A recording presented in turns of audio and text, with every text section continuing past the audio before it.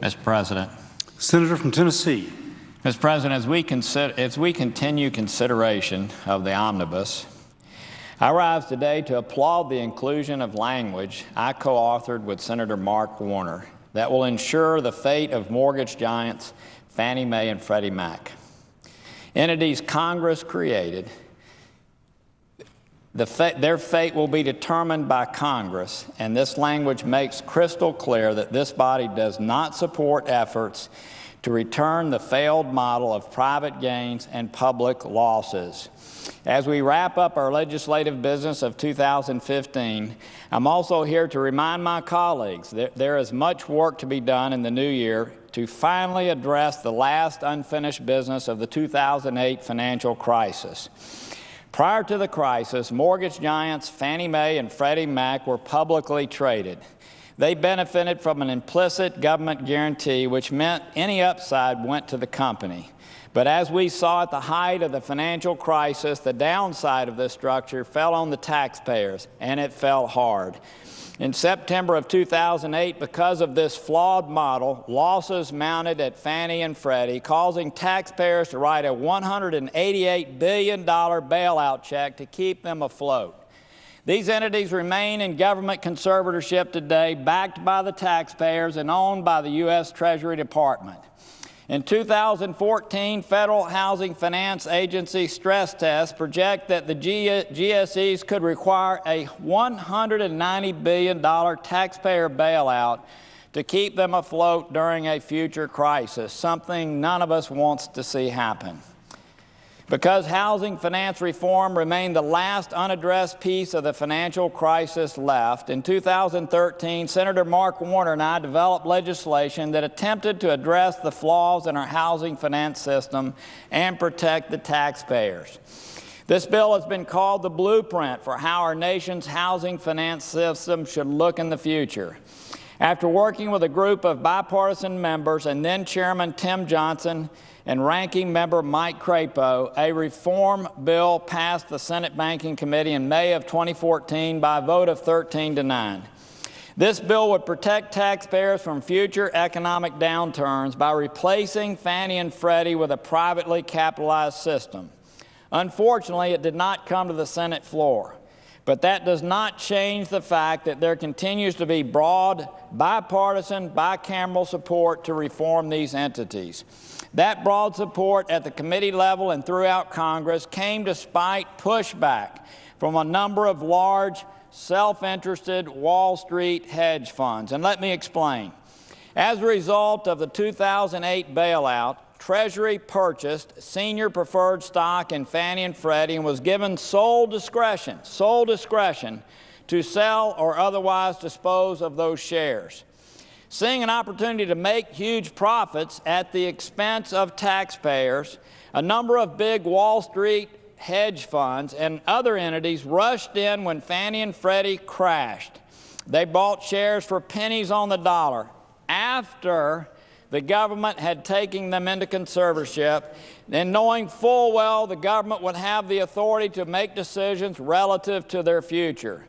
Now the hedge funds appear to be spending big money and going to extreme lengths to stop housing finance reform in order to reap huge financial returns. As they know how well to do, these wealthy hedge funds made a bet that Congress would fail to do its job. Structural reform efforts would fail, and Fannie and Freddie would be recapitalized and released out of conservatorship. And under that bet, taxpayers lose while some of the wealthiest hedge fund managers get even wealthier. This is why the Wall Street hedge funds want to stop efforts to protect taxpayers in hopes Fannie and Freddie could be recapitalized and released from conservatorship. Let me be clear. Under that scenario, recapitalizing and releasing Fannie and Freddie in their current form, we would fall back into the system of private gains and public losses, lining the pockets of multimillionaires while leaving taxpayers on the hook for future bailouts. Looking at what is at stake, one can see why these hedge funds are so engaged in stepping in stepping on the taxpayers and preventing reform from occurring. Using a self-analysis from one prominent hedge fund under recap and release scenario, this fund, with an estimated current holding of $366 million, has a potential net profit of $8.1 billion. $8.1 billion, a total sale of $8.4 billion.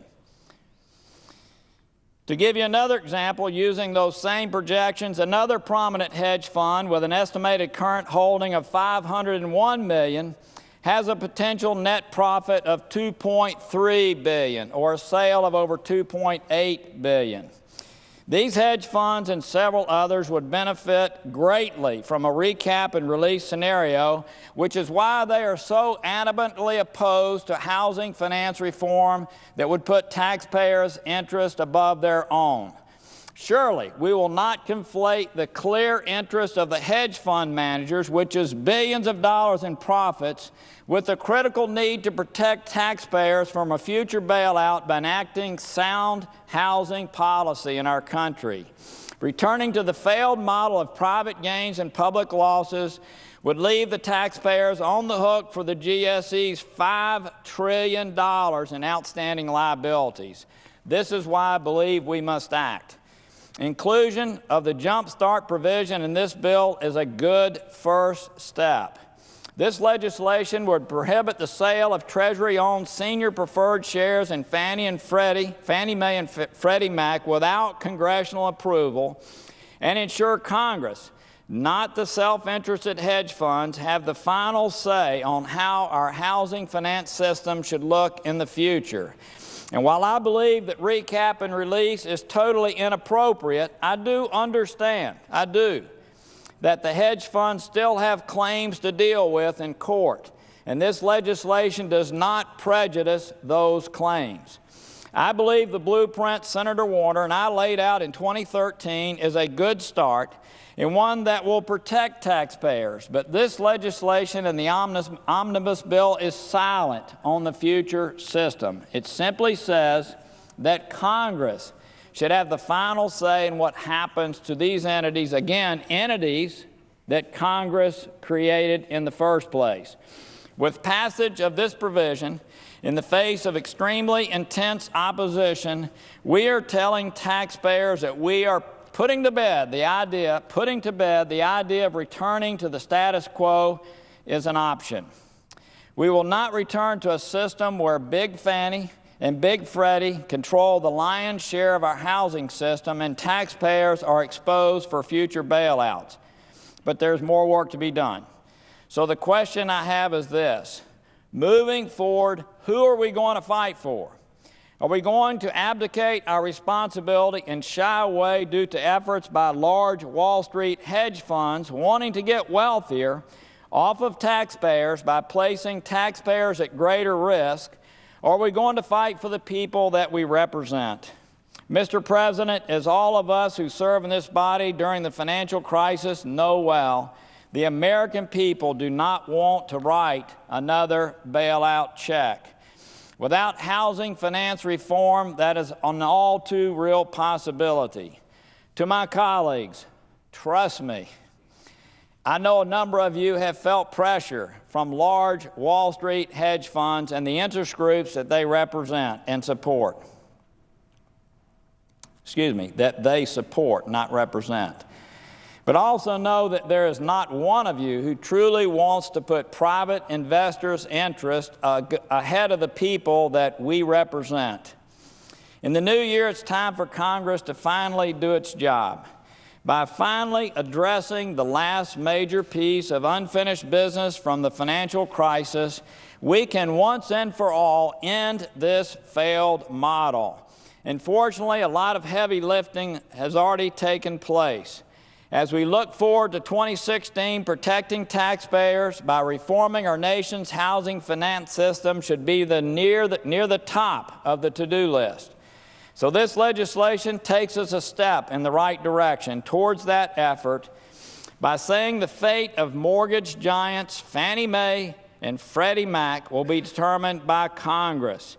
and I remain committed to doing everything I can to make sure that we do not return to the same failed model that put taxpayers on the hook for billions of dollars, and instead we can create a dynamic housing finance system that works for Americans rather than against them.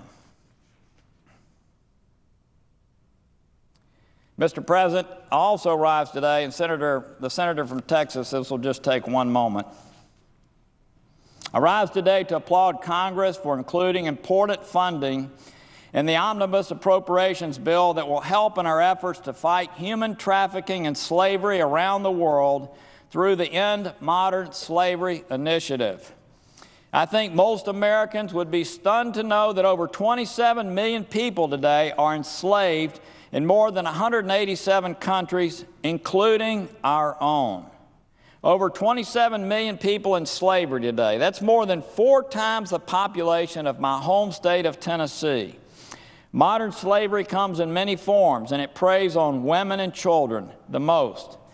This brutal, multi-billion-dollar industry deprives individuals of their basic human rights. Rather than holding a school book, children in India are stacking bricks. Rather than sitting in a classroom, young girls in the Philippines are sitting in brothels, forced into sexual servitude. In Ghana, young boys are forced into a life of slavery on fishing boats. And worldwide, men and women hoping to better the lives of their families are stripped of their passports and trafficked for labor. And I cannot thank the senator from Texas for the incredible efforts that he put forth to ensure that we do everything we can in our own country to keep this from happening. It was heroic. Thank you. These are our daughters, sons, mothers, and fathers. And that is why it is so important that we take bold action. Those who have been fighting this heinous crime for years all say that an end to the practice of to end the practice of modern slavery, we need a reliable baseline data and consistent, effective monitoring and evaluation. But they also say that what is most critical in this fight is the need for a focused, sustained effort that can leverage and coordinate private and government funding. This is where the End Modern Slavery Initiative comes into play. This bold, bipartisan initiative has received broad support from over 90 industry experts, non-governmental organizations, and faith-based groups. This initiative will seek to raise $1.5 billion, more than 80% of which is expected to come through matching funds from private sector and foreign governments to fight slavery worldwide. This model is designed to leverage limited foreign aid dollars and galvanize tremendous support and investment from the public sector, philanthropic organizations, and the private sector to focus resources responsibly where this crime is most prevalent. The omnibus appropriations bill that we will vote on this week brings us one step closer to making this initiative a reality with a $25 million down payment. There are many complex problems facing this country that demand our attention, perhaps none of those whose existence threatens the very concept of what it means to live in a free society. Ending modern slavery and human trafficking will not come easy, but we have a moral obligation to try, and I am proud, really proud, that Congress is taking that step and investing in this critical fight. With that, Mr. President, I yield the floor, and I thank the senator from Texas for allowing me to speak at this time. Thank you. Mr. President. I'm the leading state sponsor of terrorism